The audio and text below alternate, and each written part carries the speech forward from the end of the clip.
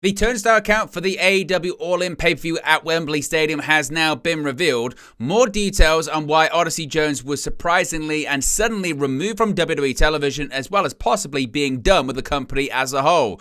Jazelle Shaw reportedly has been granted her release from TNA Wrestling. The reason for CM Punk's victory at Bash in Berlin has possibly been revealed. Ricochet reveals who he blames for his issues during his WWE run. 2 longtime WWE employees have been let go. Damien confirms he was cast in Black Panther Wakanda Forever, but says the role was taken from him. Tony Storm hopes to have a rematch with Mariah May at AEW Grand Slam Australia. And CM Punk in NXT, Shawn Michaels says it's huge and he's always very helpful when he comes down.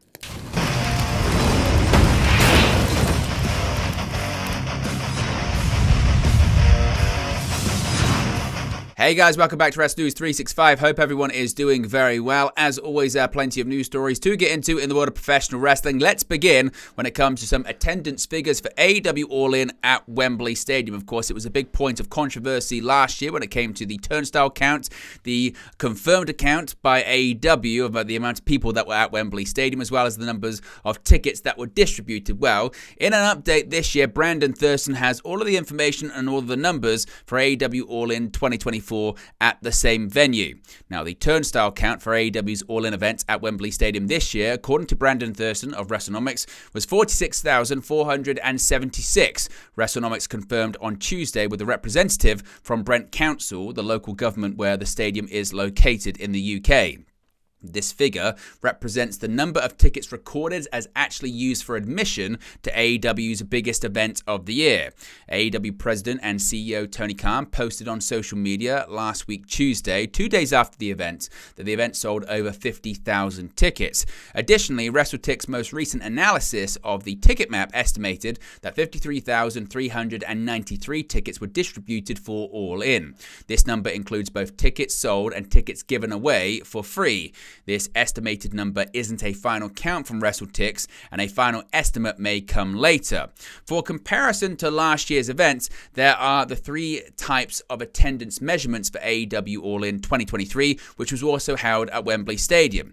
Now, for AEW All-In 2023, the Turnstile count coming from Brent Council was 72,265. The announced paid attendance from AEW was 81,035. The estimated tickets distributed from WrestleTix was 83,131.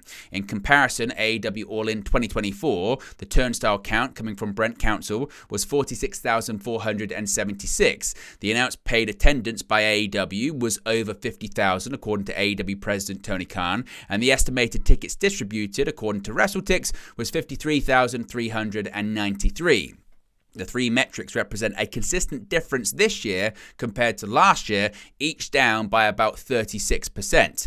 Now, these numbers suggest around 87% of tickets distributed end up being used for both this year's event and last year's. It seems surprising that as many as 13% of tickets sold or given away end up not being used, but that percentage is consistent with records that were obtained by WrestleNomics and reported on earlier this year related to AEW Revolution in Greensboro, where 16,118 tickets were distributed and 13,950 were used, 87%.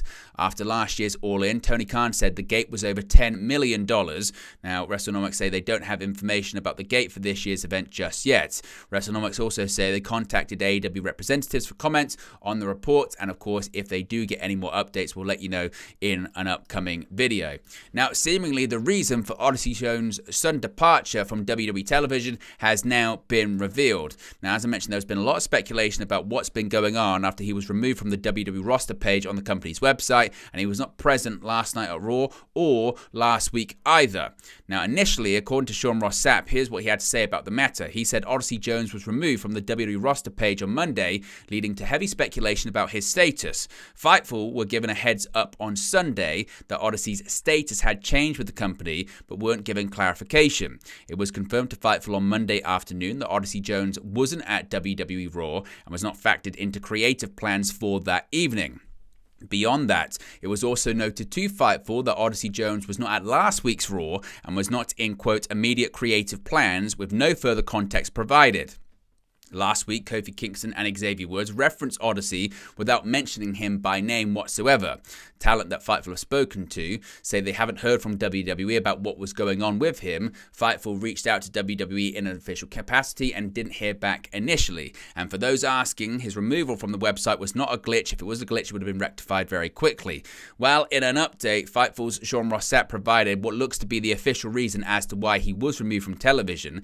He is writing that Odyssey Jones was removed from WWE television when domestic violence allegations came to WWE's attention, Fightful has learned.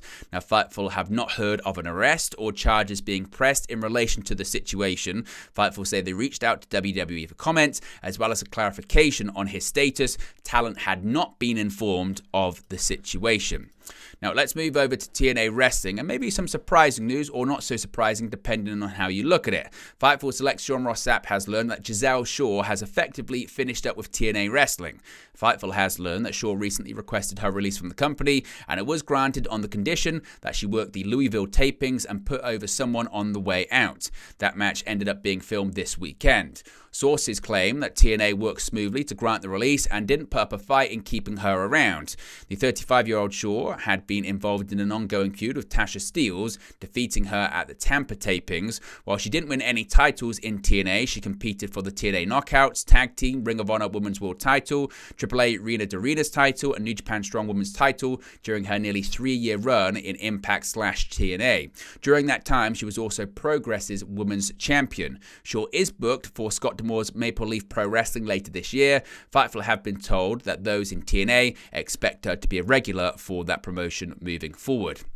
Now, CM Punk, he was victorious against Drew McIntyre at Bash in Berlin last weekend in a strap match. Some have wondered, why did he get this big victory? Well, Dave Meltzer has now provided the reason for the massive win on the WWE PLE on Wrestling Observer Radio, saying, quote, Punk made him tap out, he gave him 4 GTSs, he touched all 4 corners without the other guy touching the corner behind him. The mentality was that Punk had not got a big win. He had been in the company since November, and they just felt he needed a massive win because he's a massive star. They felt that Drew can handle it, and Drew's going to get his heat back 2 days later. Of course, with the September 2nd episode of Raw, seeing Punk tried to move on from McIntyre, he called out World Heavyweight Champion Gunther. Punk had teased a possible feud with the World Heavyweight Champion Gunther or Randy Orton, depending on the results of the match at Bash in Berlin, but an attack from a hooded figure would make it quite clear that Drew McIntyre wasn't done with Punk, however, vowing it will never be over between them. McIntyre would go as far as reclaiming Punk's beaded bracelet, tearing it apart and scattering the beads onto Punk before making him eat some of them for good measure, as can be seen during the broadcast. Punk would be stretchered out and taken to an ambulance, but not before McIntyre could, once again, attack his fallen foe. Of course, it was recently reported that CM Punk and Drew McIntyre could take place at WWE Bad Blood in October inside Hell in a Cell. Now, Ricochet, of course, he is now All Elite, but who does he blame for maybe some issues that he had during his WWE career? Now, Ricochet had previously discussed his decision to leave WWE after just over 6 years and why he chose to sign with AEW. The former WWE Intercontinental Champion has now reflected upon his final months in the company. Speaking to the Ringer Wrestling Show, Ricochet revealed who he felt was to blame for the quality issues in WWE, saying, quote, you can place the blame anywhere, but I just blame myself. That's the only person I can blame because that's all you can do. Obviously, I didn't do something. I don't know what it was. For me, again, frustrating is maybe not the word because, again, my last couple of years, I met my future wife there. I made mad connections. The locker room was always awesome. As far as creatively, I mean, yeah, there would have been more I'd like to do, just again, mostly for the fans that want to see me do stuff, not even for me. It's more frustrating for me to see the fans want me to go out there and actually do something of some substance. I was out there a lot. I was on television a lot. I was used a lot, but the quality of what I was doing specifically wasn't there. There was a lot of quantity of Ricochet, but the quality of what he was getting just wasn't what I wanted. Now, specifically looking at how his time in WWE would be spent before his departure, Ricochet went on to note, quote, that's okay, that's how it falls. I can only blame myself. I can't blame anybody else. I just can't. But it wasn't frustrating because I had a lot of good times there still. But was there more of what I wanted to do? Absolutely. But man, I can't say it was frustrating because I still had a good time. Now, interestingly, change still continues to go on in WWE after the merger of UFC and WWE to form TKO Group Holdings, even a year removed from WWE officially merging with Endeavor and UFC to form TKO Group Holdings. Changes continue to be made behind the scenes. Such changes have led to the departure of many long-time WWE employees, including the likes of former executive Michael Levin, Senior Director of TV Relations Scott Rubin, and Director of Community Relations and former Warrior Award winner Sue Aitchison. Now, this week, another 2 long-time WWE employees were also heading out the door. PW Insider reports that this week saw the WWE departures of lead production designer Jason Robinson and Director of Production Travel Michelle Carlucci. Robinson is said to have finished up either right before or after the Bash in Berlin PLE this past weekend, while Carlucci was cut from WWE this past Friday. The departures were said to be shocking to both those in the company and former long-time WWE employees. Robinson, who has a background in theatre and opera, worked with WWE for over 23 years, and many viewed him as a key figure in shaping how WWE broadcast looked and felt. Those who worked closely with Robinson considered him to be highly talented, as well as a well thought of by his co-workers. Robinson was also said to be a Kevin Dunn guy during his time with WWE. It's unclear if Robinson's closeness with Dunn, who himself left WWE earlier this year, contributed to his departure. Carlucci's departure comes to an end after she had spent over 36 years working with WWE, which many believe made her the longest tenured employee in WWE prior to her release. In addition to her director of production travel duties, Carlucci had also served as director of freelance crew, travel and special projects, and as a manager for the promotion.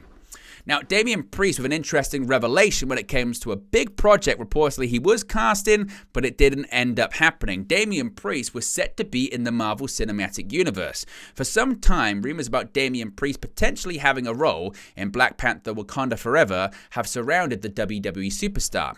Fightful Select reported that he was asked to read for the role of Namor. Priest was ultimately, though, not in the film. Speaking on Insight with Chris Van Vliet, Damien Priest was asked about the rumors. He said, quote, "It's a long story, but basically it got taken away from me, but not from Marvel," Priest said. Now, Van Vliet asked Priest whether he got the role, and he replied, "Yeah."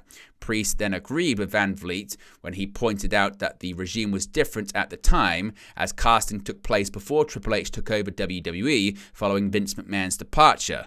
Priest was then asked about potentially getting another opportunity given the regime change in WWE. Quote, "It'd be cool, I'm ready. It's funny because now I'm busier than ever. Look, come what may, I'm good with it. Maybe I do something like that. I go a different route, and I'm not sitting here with you being a world champion. I won a world championship at WrestleMania. I don't know if that happens, so look, and I've said this before, I live a certain way now that I can't look and regret. I can't think about stuff that didn't work out my way. I got to think about what's next and what else I can do positively for myself, so it didn't work out. Not the end of the world. The movie was great though," Priest said.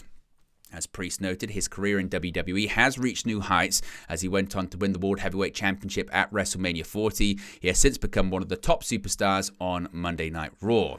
Now, Toni Storm has hyped up AEW Grand Slam Australia next year, and she wants to face Mariah May on her own turf. Mariah May, of course, defeated Toni Storm to win the AEW Women's World Championship at AEW All In at Wembley Stadium. The event marked a homecoming for May, as she is originally from England, specifically London. Of course, that's where Wembley Stadium is located. During AEW All In, AEW announced that they would hold AEW Grand Slam Australia in Brisbane, Australia on February 15th next year. This would be a homecoming for Storm, as she was raised in Australia. Speaking on SportsCenter Australia, Toni Storm was asked about losing the AEW Women's World Championship to Mariah May at AEW All In and possibly getting a rematch at AEW Grand Slam Australia. Quote, "I hope that's the case. I hope I get my rematch here against Mariah May. We did this on her turf last time in Wembley in London. I think it's time to bring it home for me. I think it's time to get back to Brisbane and beat the ever-loving crap out of her in front of all my family and friends and make my country proud," Storm said.